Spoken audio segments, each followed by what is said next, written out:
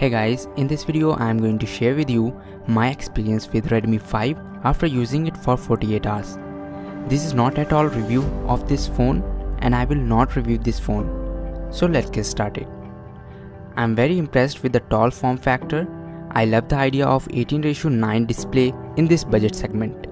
It is very light in weight and it comes with curve to the back towards the edges.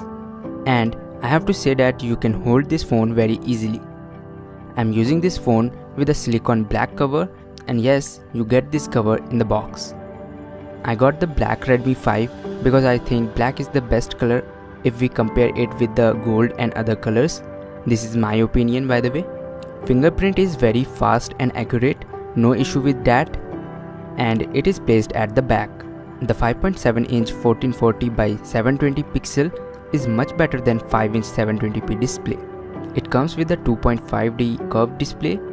The display is sharp and is bright enough to view in outdoor light conditions. Most of the apps adopting themselves to fill up these 18:9 display. The performance of Redmi 5 has been super fluid so far, as it is powered by faster Snapdragon 450 SoC compared to Snapdragon 435 in the predecessor. It runs on Android 7.1.2 Nougat with the MIUI 9.2 on the top, and I am hoping that Xiaomi pushes out the Oreo update soon. It has a 5MP front camera with f2.0 aperture and selfie flash, same as the Redmi Note 5. Multitasking is good even I am using 2GB RAM. From the back, it's nearly indistinguishable from the Redmi Note 5. The phone also feels like it's made out of metal, but placing a magnet on it will tell you that it's only plastic. It does feel like metal body, which more than what you can ask for this price.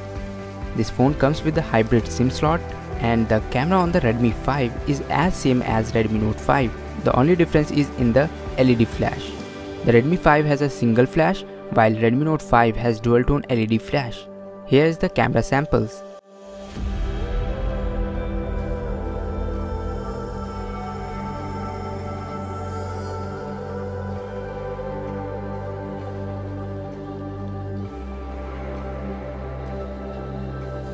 The Redmi 5 has the 3300 mAh battery, which is lesser than 4000 mAh battery on the Redmi 4. The phone doesn't support fast charging. It can full charge in 2 hours or more.